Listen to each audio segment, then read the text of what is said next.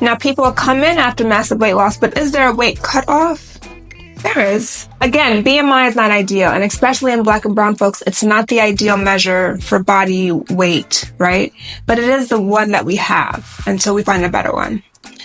And so until then, BMI reigns as king. So we've looked at this in research and found that a BMI over 40 exponentially increases the risks around the time of surgery. Things like wound healing complications then become an unacceptable risk for patients. So ideally, a BMI less than 30, between that 18 and 24.9 would be amazing. Up to 30 would still be in great shape. I think most surgeons would have a relative cutoff of 35.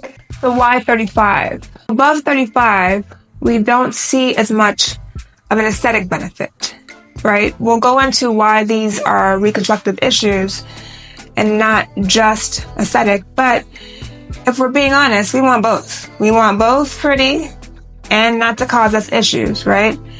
So above 35, really we won't see it look as pretty, right? The better you come in, the better you look going out. And so if you come in at a BMI less than 35, your result will be far better than if you come in at a BMI of say 37 or 40. So again, most will have a soft cutoff at 35. Now, if this is really a functional issue where you're having rashes, you're not able to walk or even perform some of your activities of daily living, things like that, then maybe having it be pretty is not necessarily the end-all be-all. But even with that said, a BMI of 40 is really the point at which we have to say, all right, we can't do this above 40.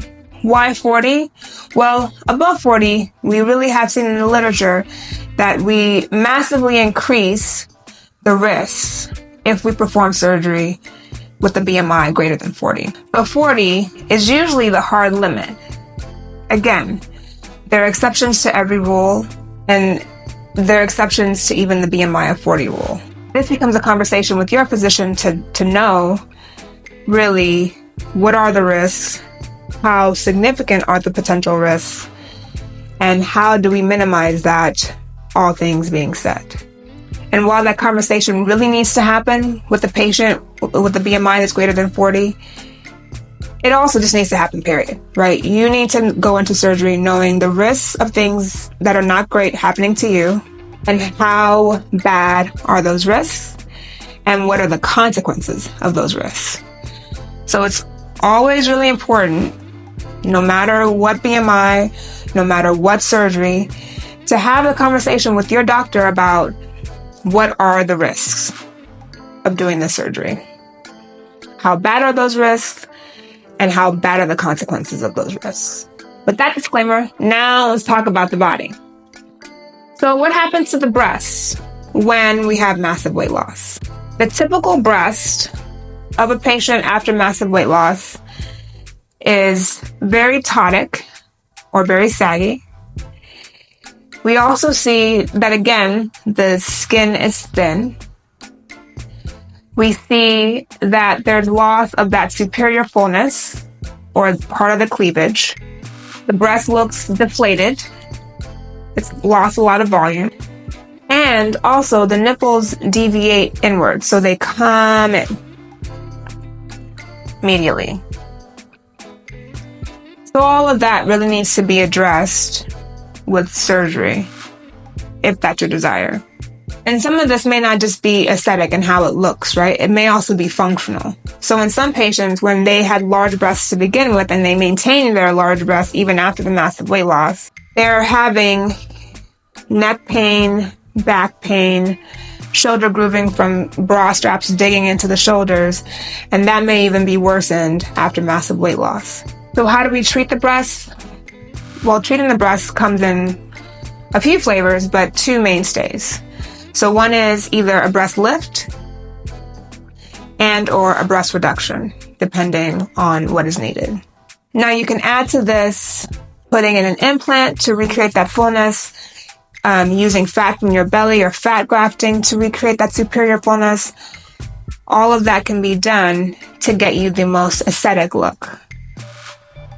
How about what insurance will pay for? So, insurance will pay for something that's functional, right? So they will pay for a person who's complaining of chronic back pain and neck pain. They will pay if that person has such pain that they've either had to seek out a doctor for prescribed pain medication, or they've thought about or been to physical therapy. That's the level of pain. I've even had patients who have had already back surgery because of their pain, but they were also advised that breast reduction would help them with their back pain, and that's true. So insurance will pay if there's a functional benefit, not just an aesthetic one. This doesn't mean that you need to lie to insurance, and we should never lie to insurance and commit insurance fraud. But it does mean that if you don't have back pain or pain complaints, then most likely insurance will not approve this. Even if you have the rashes underneath the breasts, and even if you've been prescribed antibiotics or antifungals for them, in my experience, most insurances will still say, no, you can manage that without surgery. And so, again, insurance will pay if there's a functional issue like pain. That being said, they're only going to pay for the reduction. They're not going to pay for recreating the superior fullness. They're not going to pay for adding an implant to make the skin look less deflated or anything like that. How about in the belly? So in the abdomen, what we see typically is a pannus. A pannus is excess skin that is so much in excess that it causes the belly to actually fold on itself.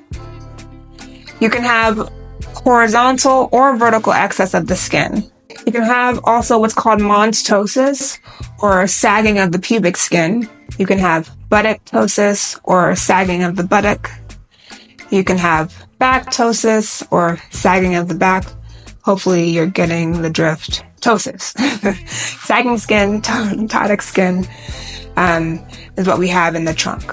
Besides just being an aesthetic issue, this may also be a functional issue. People can develop back pain, especially with the uneven distribution of weight if they have a large pannus. It can affect negatively urination. It can negatively affect the ability to have sex. It can cause buried penis in men as well, which would require to unbury the penis. It can also compound lower body joint pain, right? If you lost weight because you had bad knees and your orthopedic surgeon said, we can't do a knee replacement with you still being this heavy, lose the weight first, how discouraging would it be to still have really bad knee pain even with the weight loss? And the reason is because you have still the excess skin that, one, still has significant weight to it, but also it causes now uneven distribution, and so you're walking a little bit differently to compensate for that pull that you're feeling in the front. Possible surgeries here, there are a lot of them. There's paniculectomy, which means removing that apron of skin below the belly button or umbilicus. Included with that is suspending the mons, or in more layman's terms, elevating that mons so it's not so ptotic anymore. It can also include, at that time, treating the buried penis if that's an issue as well. Abdominoplasty or tummy tuck. Abdominoplasty differs from paniculectomy, and it treats both the upper and the lower abdomen. So if you have excess skin and excess subcutaneous fat in the upper abdomen, which most people do, you might want to consider abdominoplasty instead of paniculectomy. Remember, paniculectomy just treats the lower abdomen and the mons. Abdominoplasty treats the whole thing. And then to both of these, you can add liposuction to really better get contour, improve the contour, and also to have more excess skin to actually remove. You can also do what's called a lower body lift, which will address the buttock ptosis as well as excess lateral thigh skin. You can do an upper body lift, which will get rid of kind of those bat wings that we can see from back ptosis. So there are a lot of options. What will insurance pay for? So I want to refer you to my previous video on fupas or pannuses to talk more about insurance covering the panis. But again, insurance will pay for things that are causing functional issues.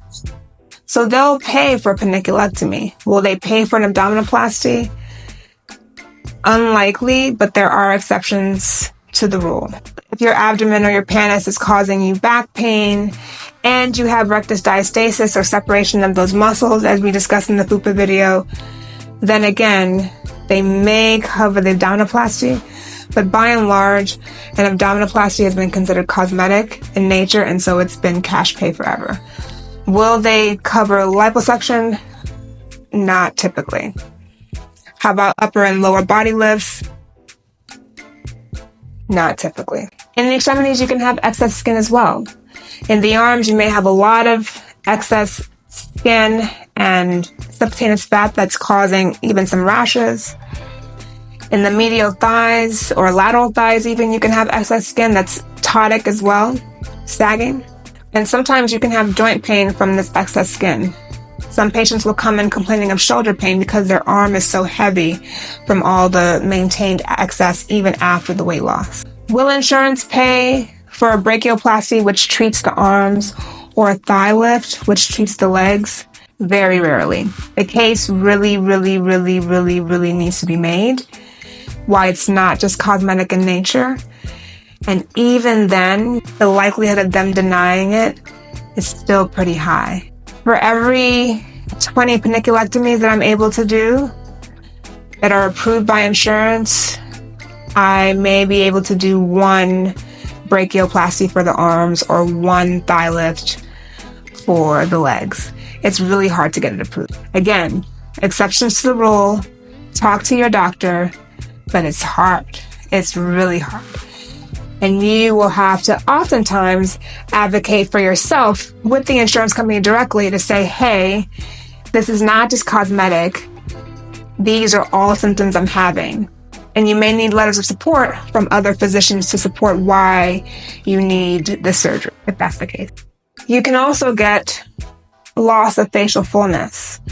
And facial fullness is really a youthful quality. When you are young, you have maximum facial fullness and you have maximum elastic quality of the skin.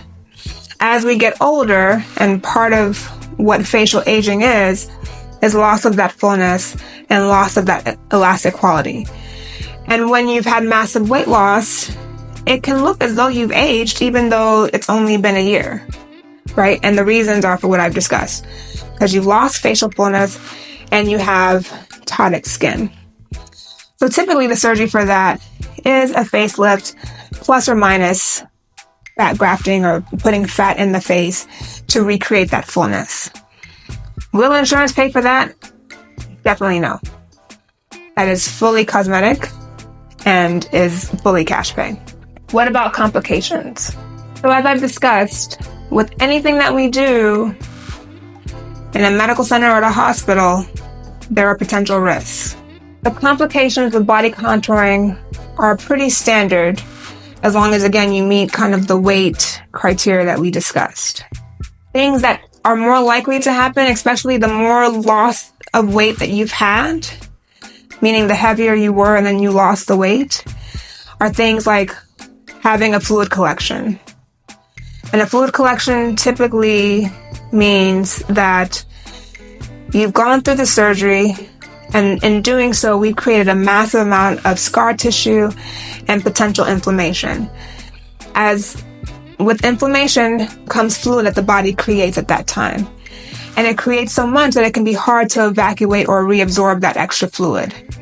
Typically, we put drains in to minimize that risk, but we can see that even 4, 5, 6 weeks after surgery, the body's still producing quite a lot of fluid, more than it has capacity to reabsorb.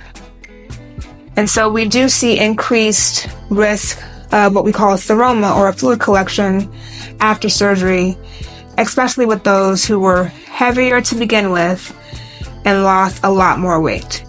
The other thing that we're seeing in patients that are heavier at the time of surgery or that were heavier to begin with before their massive weight loss journey, we're also seeing a higher risk of wound healing complications. What that means is that there's a delay in wound healing that leaves a wound that may be open for several weeks and require additional care to be treated.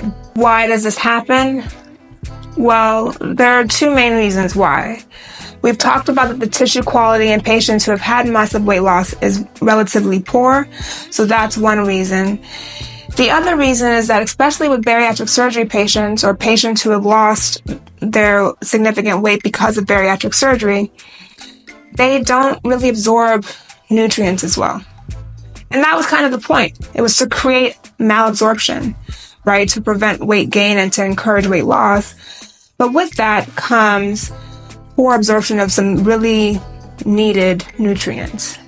And these nutrients typically have a role in how we heal our wounds.